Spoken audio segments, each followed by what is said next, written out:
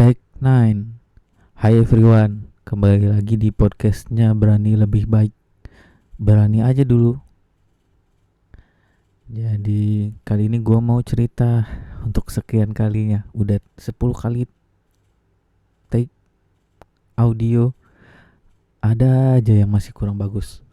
Jadi kali ini gue mau cerita tentang kerjaan gue selama 2 tahun ini sebagai sales eksekutif untuk major account, customer major account.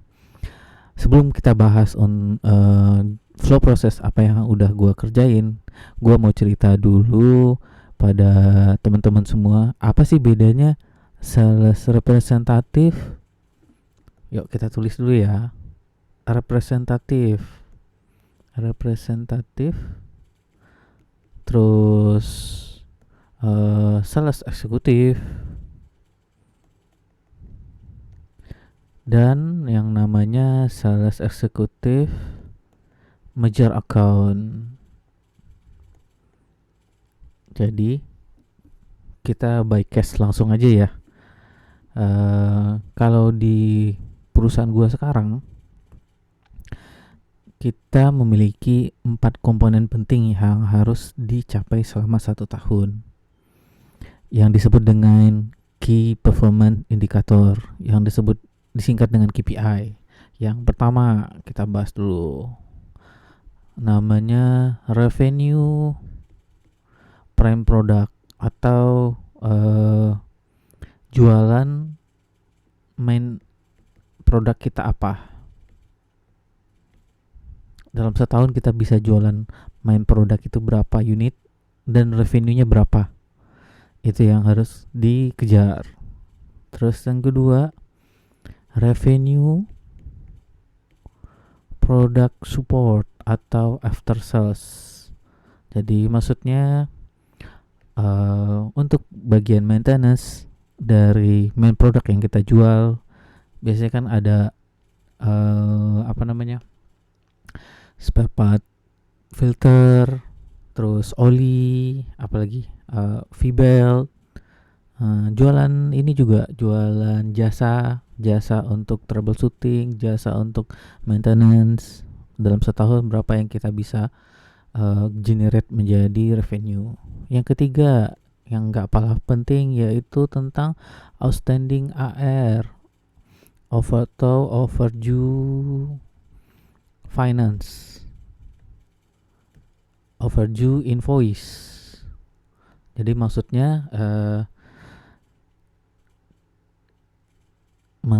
itu, nah kalau kita jualan prime product atau produk support, biasanya kan jarang customer yang beli dengan tipe cash sales. Jadi mereka pakai uang fresh money-nya mereka untuk beli satu unit atau beli satu spare part dengan harga yang udah disesuaikan dengan langsung. Rata-rata mereka itu beli dengan cicilan atau term of payment-nya 30 hari setelah unit atau barang yang kita jual ke mereka terima. Nah, selama ini rata-rata overdue-nya untuk di perusahaan saya itu bisa berjangka dari 30 sampai bisa jadi sampai 120 hari. Nah, KPI saya gimana caranya revenue ini kurang dari 30 hari semenjak unit itu kita atau spare part itu kita submit ke customer.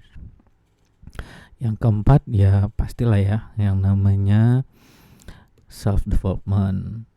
Sebesar apa yang kita lakukan, usaha apa yang kita lakukan agar kita bisa mengembangkan skills kita. Misalnya kalau kita mau jualan, skills apa yang harus kita kembangkan, negosiasinya seperti apa, komunikasi persuasifnya seperti apa, dan cara melakukan problem solvingnya seperti apa gitu. Itu bakalan pasti dibahas di yang namanya self development. Nah, kita lanjut. Adi, apa bedanya dengan masing-masing job desk ini? Sales representatif, sales eksekutif, major account. Karena saya di bagian sales major account, otomatis semua KPI ini yang saya miliki. Nah, kalau representatif ini mereka bisa memilih poin 1 atau poin 2. Mereka akan menjual main unit atau menjual after sales-nya saja. Tapi dengan catatan untuk poin 3 ke 4 ini mereka harus capture juga. Nah, setiap di perusahaan saya kalau menjadi sales representatif itu pasti digaji lah dengan gaji pokok UMR lah. Maksudnya UMR masing-masing di masing-masing cabang itu berapa, sesuai menyesuaikan dengan UMR daerahnya masing-masing. Kalau misalnya di Padang UMR-nya hanya 3 juta ya dibayar 3 juta.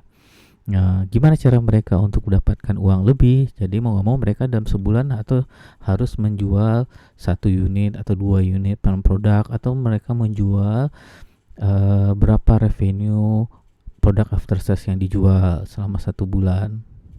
Nanti akan dikalkulasikan selama setahun.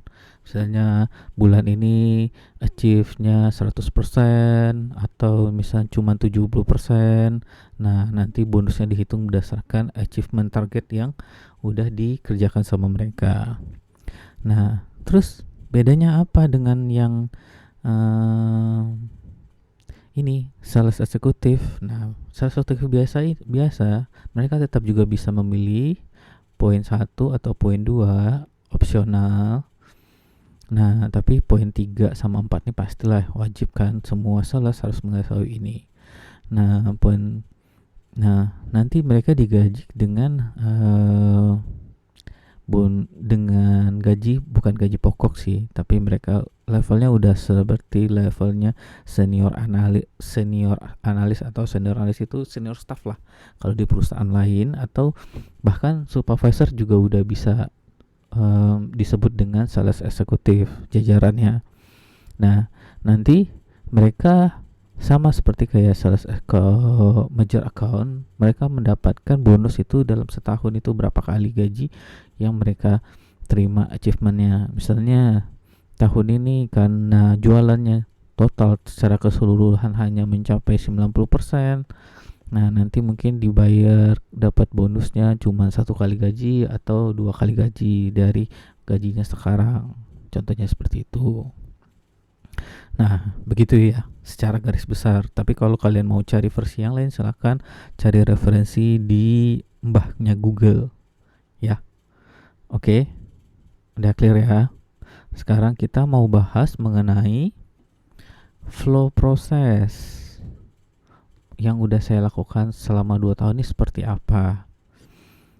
Kalau mau menjadi sales eksekutif untuk customer major account. Jadi saya mau kasih 2 dulu ya, 2 tabel. Ini tabel sebelah kanan saya disebut dengan eksternal atau customer. Nah, ini internal, disebut dengan internal perusahaan lah, perusahaan sendiri. Nah, posisinya si sales itu berada di sini,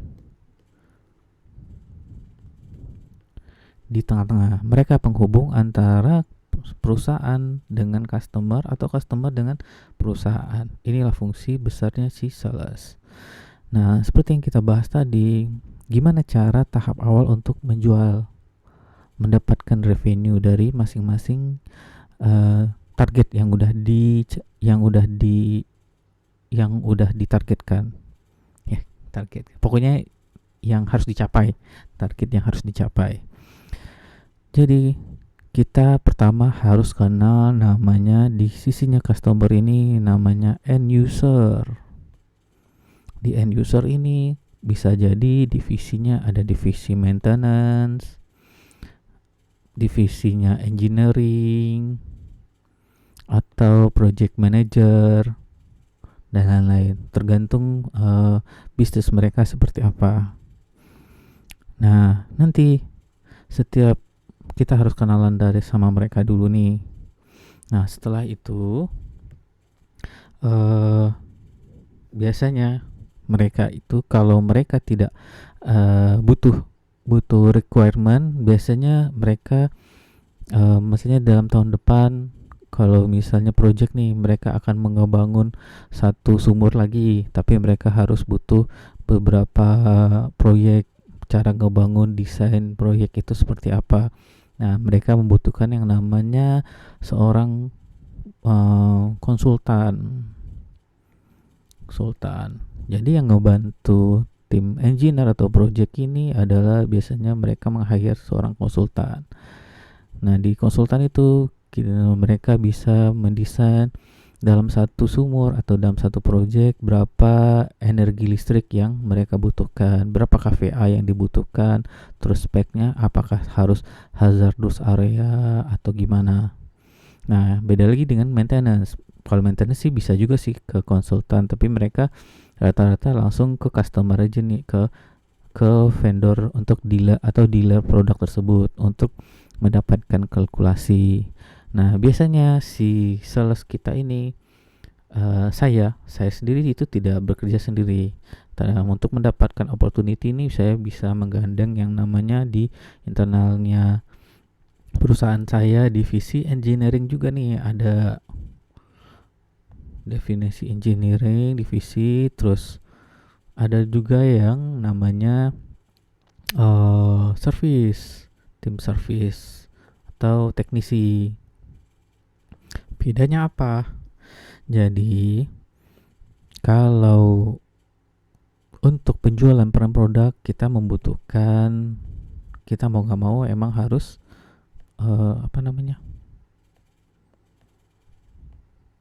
kita harus mengenal seperti ini, yang dua ini mendekati yang empat ini, yang dua divisi ini. Tapi kalau kita menjual yang namanya produk after sales, berarti mau nggak mau kita emang harus di bagian maintenance.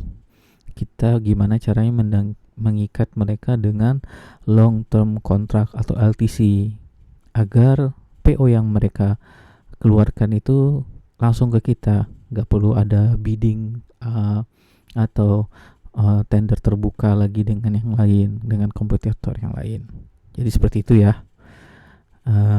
Terus itu tentang flow proses, revenue, nge-create produk atau product after sales. Oh iya. Nah, untuk setelah ini kita ketahui adanya opportunity ini, pasti tender ini akan dijalankan oleh yang namanya divisi SCM. Di SCM ini ada bagian procurement atau bagian logistik. Di bagian procurement ini kita pasti tahu spesifikasi apa yang bakal ditenderkan, terus siapa aja kompetitornya. Nah, kita harus mengikuti di sini nih. Kita harus tahu. Nah, kalau kita misalnya udah jadi pemenang, nah teman-teman yang membantu di sales di internal perusahaan ada juga yang namanya SCM. Mereka kalau mau meng-create desain di lokal, berarti kita butuh yang namanya vendor lagi, terus kita butuh juga material apa yang dibutuhkan untuk mendesain produk tersebut. Nah, itu biasanya juga SNP nih, sama namanya source and procurement di bagian di divisinya SCM. Atau kalau kita mau langsung build in pabrik di luar, berarti kita mau tim ordering, kita mau order dengan spek yang udah ditentukan oleh engineer dan end user beserta procurementnya customer seperti apa.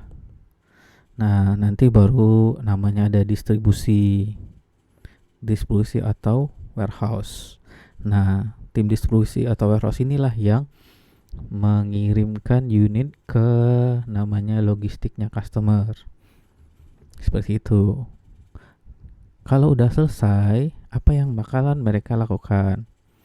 Yang mau gak mau pasti setelah adanya BAST, berita acara serah terima barang, BASTB, yang ditandatangani oleh kita selaku perusahaan mewakili itu adalah sales. Nah, kalau customernya diwakili oleh end user, salah satu end user pas waktu pengecekan apakah barang yang diorder itu sesuai dengan apa yang mereka minta atau yang mereka butuhkan, dan juga orang procurement atau SCM-nya mereka. Nanti ada 3 orang yang bakal menandatangani BST tersebut. Setelah dokumen kita lengkap, terus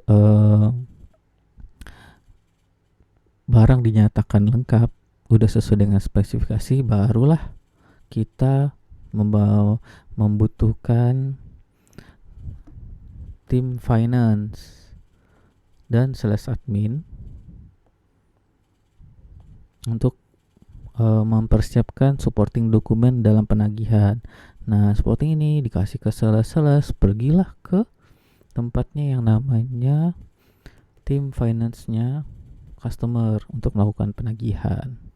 Seperti itulah garis besarnya. Kalau udah dibayar, nanti finance-nya bisa langsung ke finance-nya kita, atau finance ngasih tahu ke sales baru ngasih tahu ke finance-nya perusahaan kita.